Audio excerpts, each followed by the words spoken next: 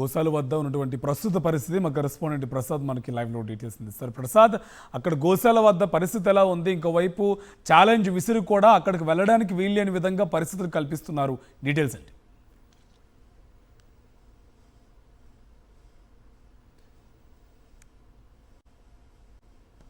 గోశాలలో high tension వాతావరణం నెలకొంది. ఉదయం నుంచి కూడా గోశాలలో గోవుల మరణాల మీద ఇటు కరుణాకర్ రెడ్డి కావచ్చు, వైఎస్ఆర్ కాంగ్రెస్ పార్టీ కర్ణాటక కావచ్చు, అదేవిధంగా టీడీపీ కూటమి ప్రభుత్వం కావచ్చు, తమకు ఇక్కడ కూటమి నాయకులందరినీ కూడా పోలీసులు సాదర స్వాగతం చెప్తే, మరోపక్క కరుణాకర్ రెడ్డి ఇంటి వద్ద అతన్ని గోశాలకి రానీయకుండా అడ్డుకున్న పరిస్థితి ఉంది. దాదాపు 3 గంటలుగా ఇదే తంతు నెలకొంది. మరోపక్క కూటమి నాయకులు ఇక్కడ చేరుకుని వివిధ రకాలుగా దూషించడం జరుగుతుంది. ప్రస్తుతం మనం చూడొచ్చు, MP YSR Congress party MP ఈ గోశాల వద్దకు చేరుకున్నారు. ఈ గోశాల వద్ద ఉన్న కూటమి నాయకులతో ఇక్కడ కూడా వాగ్వాదం చేస్తున్నారు. మమ్మల్ని ఉదయం నుంచి కూడా పోలీసులు అడ్డుకున్నారు, ఇంటి దగ్గర హౌస్ అరెస్ట్ చేశారు, అందుకే మేము రాలేకపోయాం అని చెప్తుంటే, మరోపక్క వాళ్ళు కూడా మిమ్మల్ని ఎవరు కూడా అడ్డుకోలేదు, ఎందుకు రాలేదంటూ కూడా ప్రశ్నించిన పరిస్థితి ఉంది. ఇక్కడ పోలీసులందరూ కూడా చోద్యం చూస్తున్న పరిస్థితి ఉంది. ఒక పక్క ఎంపీని గోశాల గేటు వద్దనే ఆపేసి వాహనం కూడా అక్కడే నిలిపేసి నడుచుకుంటూ వస్తున్న పరిస్థితి ఇక్కడ చూసాం. దీంతో కూటమి నాయకులందరూ కూడా ఒక్కటిగా చేరి ఎంపీ గురుమూర్తిని వాగ్వాదం చేస్తున్న పరిస్థితి ఉంది. కరుణాకర్ రెడ్డి ఎందుకు రాలేదంటూ కూడా మరోపక్క ఇంటి దగ్గర కరుణాకర్ రెడ్డిని పోలీసులు హౌస్ అరెస్ట్ చేసి అక్కడి నుంచి కూడా పంపించే పరిస్థితి లేదు.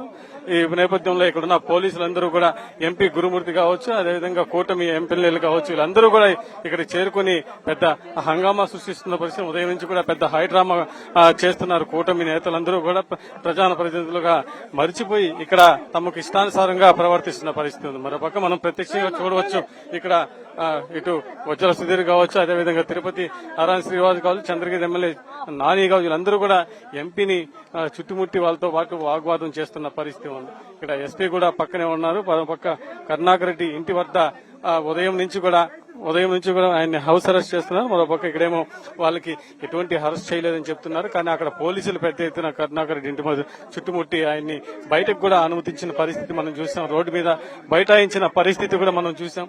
ఈ నేపథ్యంలోనే ఈ ఎంపీ గురుమూర్తి ఏదో విధంగా గోశాల వద్దకు చేరుకున్నారు.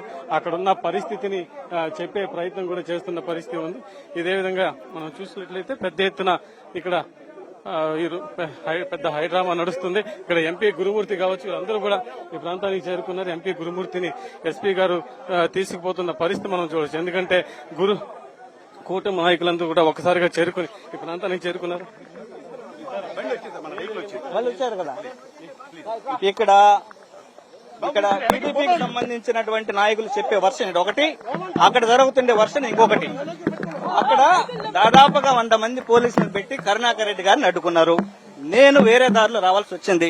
ఫోకసింగ్ అంతా ఆయన మీద ఉంది. ఎందుకంటే వైఎస్ఆర్ కాంగ్రెస్ పార్టీ ఇచ్చినటువంటి ఛాలెంజ్ కి సిద్ధపడి ఉంది.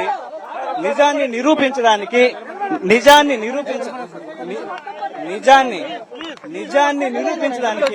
వైఎస్ఆర్ కాంగ్రెస్ పార్టీ సిద్ధం. కరుణాకర్ రెడ్డి గారు రావడానికి సిద్ధం. ఆయన్ని అడ్డుకోవడం అక్కడ వాస్తవం.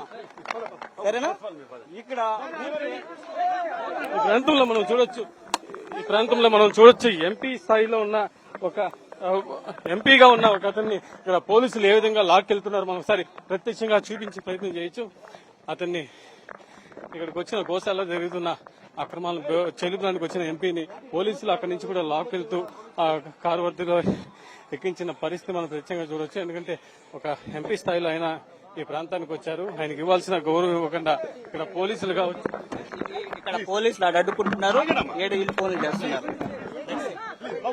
వైఎస్ఆర్ కాంగ్రెస్ పార్టీ ఏ ఛాలెంజ్ స్వీకరిస్తే నిలబడుతుంది.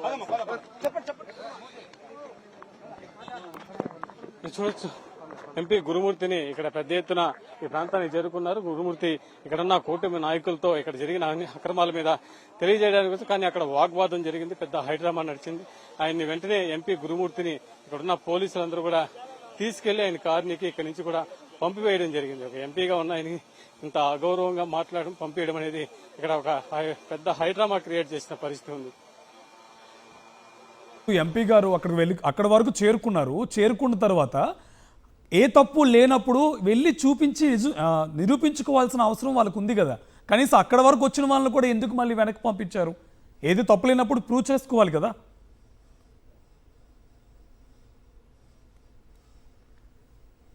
Right thank you Prasad.